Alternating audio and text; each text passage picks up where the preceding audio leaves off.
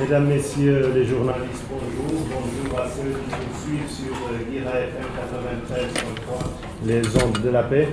Bienvenue à cette conférence de presse hebdomadaire de la MINUSCA. Ce matin, avec nous, Madame Denise Brown, c'est la représentante spéciale adjointe du secrétaire général, coordonnateur résident et coordonnateur humanitaire. Trois piliers sur lesquels vous pourrez poser vos questions au cours de cette heure. Nous avons également avec nous les porte-paroles de la force et de la police, respectivement Major Garank et le capitaine Gnapier, ainsi que les chefs des sections justice et affaires pénitentiaires, et non pas affaires civiles comme indiqué sur le document, Frank Dalton, ainsi que le chef de la section des affaires civiles, deux sections qui dépendent de ce pilier coordonné par Madame Brown. Nous commençons comme d'habitude par quelques images qui ont marqué ou qui marquent la semaine avec l'arrivée des FACA, c'était hier à Bria, accompagné des casques bleus. Il y a eu une autre arrivée également à Birao. Ça avait été annoncé par nos collègues du UNPOL, les premiers policiers qui sont arrivés également dans cette ville. À Birao également, où des efforts pour une solution pacifique à la crise sont en marche, avec une réunion présidée par le ministre des Transports avec différentes personnalités dans les installations de la MINUSCA. Quant à la force de la MINUSCA, elle poursuit ses patrouilles. Elle continue également à assurer la protection des personnes déplacées internes, dont nous vous montrons quelques photos qui vont suivre. Qui passe de commentaires, c'est la vie dans les camps et auxquels les humanitaires essaient d'apporter une réponse. Quelques images également de ce don d'équipement à la cellule de communication de la police centrafricaine par UNPOL afin de mieux communiquer sur leur mission et sur leurs activités. Les statistiques des patrouilles effectuées par la force, de nombreuses patrouilles, notamment à l'Est, certainement dû à la situation qu'a connue Birao, mais pas seulement, avec des patrouilles menées avec les FACA dans l'Est, dans le centre et dans l'Ouest de la République centrafricaine. Également, les statistiques des violations et abus des droits de l'homme et du droit international humanitaire entre le 18 et le 24. 11 incidents pour 21 victimes, une certaine baisse par rapport à la semaine dernière. Et sur cette slide, les principales préfectures concernées, l'Ouam, l'Awaka et la Haute-Koto, et en bas les groupes impliqués, la FPRC, l'UPC, la MPC, le 3R et les anti-Balaka. Quelques images également concernant le programme de réduction de la violence communautaire, notamment à Bria, qui se poursuit avec des enregistrements de candidats ainsi que la sensibilisation, mais aussi à Bossangoa avec la construction de la Maison de la Femme.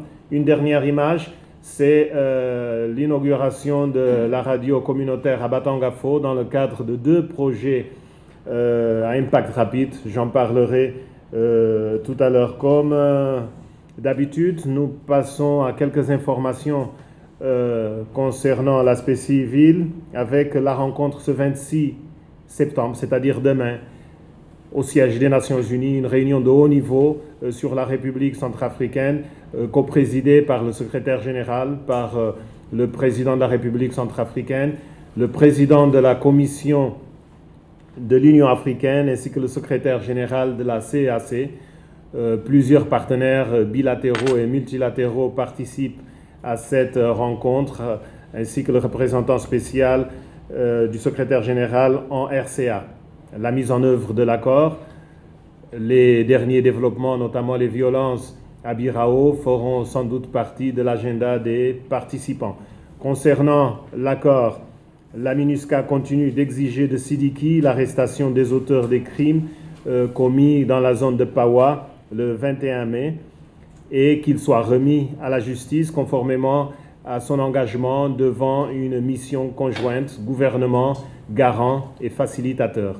En même temps, la MINUSCA demande à Abdoulaye Hissène et à tous les fauteurs de troubles de cesser les ruses et les manœuvres et de respecter les dispositions prises concernant l'APPR-RCA.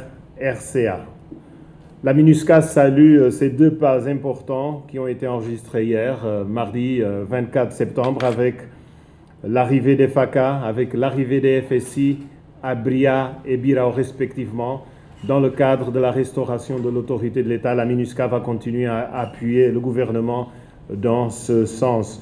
En termes des droits de l'homme, comme je le disais, entre le 18 et le 24, 21 victimes pour 11 incidents d'abus et de violation des droits de l'homme et du droit international humanitaire. Les auteurs présumés, des groupes armés essentiellement, le FPRC, l'UPC, le MPC, les anti-Balaka et les 3R.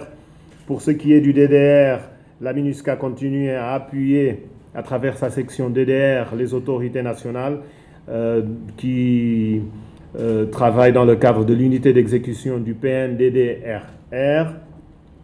En plus du DDR, la MINUSCA est impliquée également dans le programme de réduction de la violence communautaire. À Bossangoa, le comité local a décidé de construire une maison de femmes. Les participants à ce programme y prennent part. Les images vont passer dans quelques instants. Et également à Bria, il y a une sensibilisation des bénéficiaires. À ce jour, 342 personnes, dont 205 femmes, ont été enregistrées. Et puis pour finir, comme je le disais, cette radio communautaire de Batangafo a coûté 30 millions de francs CFA mis à disposition par la MINUSCA. Il y a eu, en plus de cette radio qui va contribuer à éduquer les jeunes, qui va contribuer à lutter contre les rumeurs, il y a eu un autre projet. Il s'agit du bureau du sous-préfet qui a été réhabilité et équipé pour une valeur d'environ 17 millions de francs CFA. C'est ce que j'avais à vous dire ce matin. Je me tourne à présent vers la représentante spéciale adjointe pour ses propos. Merci d'être là. Merci beaucoup. Bon, comme notre porte-parole a essayé de vous expliquer, moi j'ai 3 chapeaux. Donc j'ai chapeau de représentante spéciale adjointe de la MINUSCA, j'ai chapeau de coordinatrice résidente pour les agences des Nations Unies qui font le développement, et j'ai chapeau de coordinatrice humanitaire pour la communauté des ONG et des agences des Nations Unies. Donc plutôt de commencer à vous expliquer tous ces chapeaux et comment je les mets et quand je les mets et de quelle couleur ils sont, je vais vous parler de Birao. Et en parlant de Birao, j'espère que vous allez comprendre non seulement les difficultés que la population est en train de vivre à Birao, mais comment moi je fais mon travail avec ces différents chapeaux. Donc, certainement vous aurez entendu ici qu'après le conflit du 1er septembre, 48 heures plus tard, moi j'étais dans l'avion avec les humanitaires afin de répondre à cette crise qui a touché la vie de la population. J'avoue que c'était chaotique. On arrive et il y a des centaines de personnes de la ville qui se déplacent vers la base de la MINUSCA. On ne savait pas combien de personnes étaient là. Là, on sait qu'entre le camp qui était établi à côté de la MINUSCA, le site qui est à côté de l'aérodrome et plusieurs petits sites au sein de la ville, on pense qu'on a à peu près 20 000 personnes. C'est pas n'importe quoi. 20 000 personnes qui ont fait quoi? Qui ont fui le conflit, qui ont fui des maisons qui étaient brûlées et pillées. Donc, on arrive et 2 jours plus tard, il y avait toujours des gens qui arrivaient. Donc on a passé du temps avec les représentants de cette communauté afin de discuter sur le bien-être de la population. Les priorités ont été identifiées avec eux. D'abord, c'était l'aménagement de la site qui n'était pas du tout préparé pour toutes ces personnes. Accès à l'eau, parce que c'était les troupes de la MINUSCA qui donnaient de l'eau. Il n'y avait pas de latrine, il n'y avait pas de vivres. Et il n'y avait pas d'abri. Donc toutes les choses dont on a tous besoin tous les jours, les gens ils ont perdu, ils ont laissé derrière.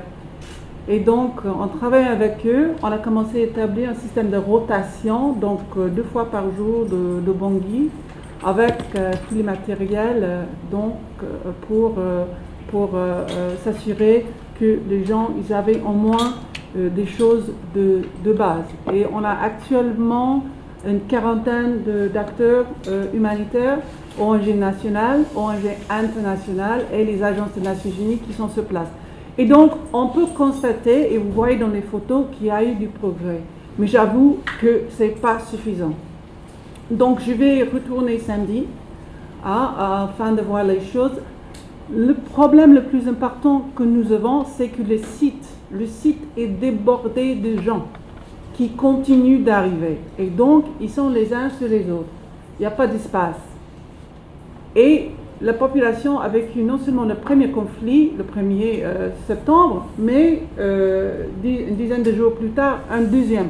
Donc nous avons un petit espace avec beaucoup trop de personnes qui ont eu peur, qui ont vécu un traumatisme. Et dans ce site, il y avait essentiellement des femmes et des enfants. Donc, les humanitaires ont répondu, il faut faire plus. Il faut faire plus et on va voir comment on va le faire. Donc ça, c'était la première chose. Et donc, j'espère samedi que je partirai aussi avec le ministre de la Santé et le ministre des Actions humanitaires ainsi que des chefs des agences des Nations Unies. Donc ça, c'était la réponse humanitaire qui est toujours en cours. Mais maintenant, nous avons un problème. La population, le gouvernement a un problème à plus long terme. Pourquoi ? Parce qu'on sait que les maisons ont été brûlées. Donc, même si la stabilité revient et les gens décident eux-mêmes de rentrer, parce que nous, on ne peut pas les forcer. Ça, c'est le principe de retour. Les gens doivent décider eux-mêmes de partir. Ils vont aller où? C'est la même situation que nous avons à Bria, c'est la même situation que nous avons à Cagabandaro, à Bambari. Les gens ne sont pas très loin de leur maison, mais leur maison a été détruite. Donc nous avons maintenant un problème à plus long terme qui va commencer à reconstruire ce qui était détruit. En plus, là je viens d'arriver hier soir après un voyage, mais quand je suis partie il y a une semaine, la rentrée n'avait pas eu lieu à Birao. Donc est-ce que les écoles vont s'ouvrir cette année? C'est une grande question. C'est une question pour l'État, c'est une question pour les parents, c'est une question pour les élèves aussi. Donc il y a toutes sortes d'implications maintenant à long terme qui doivent être adressées. Je pense que l'hôpital fonctionne et vraiment je voudrais saluer les efforts à toutes les personnes qui ont vraiment fait un énorme effort pour qu'il y avait une aide pour la population. Donc le 3 septembre, quand moi j'y étais, sur ce site impromptu, il y avait déjà une aide médicale qui était fournie entre le IMC, une ONG internationale, et la force de la MINUSCA. Donc il y a toutes sortes de choses à long terme. Le préfet est là, il est retourné hier, on est très soulagé qu'il soit là, c'est lui qui doit mener des efforts de médiation. Donc sa présence et la restauration de l'autorité de l'État est aussi critique.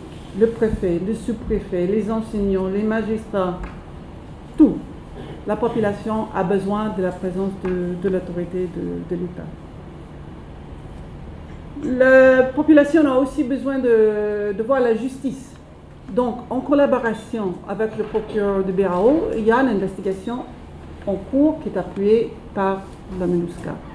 Justice, un pôle et droits humains. Donc, il ne faut absolument pas oublier cet aspect aussi. Donc, je viens de vous parler d'une urgence humanitaire, des besoins à long terme, donc le développement, les écoles, les maisons, la restauration de l'autorité de l'État. Je vous parle aussi de la justice et je vous parle aussi des affaires sociales qui jouent un rôle extrêmement important dans le dialogue avec ceux qui ont été déplacés et ceux qui restent dans la ville. Donc voilà, ce sont tous mes chapeaux que je porte chaque jour, les 3 chapeaux. La situation à Birao est vraiment dramatique. Il faut qu'on continue à suivre très attentivement. Donc on est aussi très content qu'il y ait eu le déploiement hier des FSI, qui vont pouvoir jouer un rôle très important, surtout au niveau de sécurisation des sites des déplacés. Je vous en remercie. Merci Madame la représentante spéciale adjointe, coordonnateur résident, coordonnateur humanitaire. À présent, la parole est à vous. Les règles ne changent pas.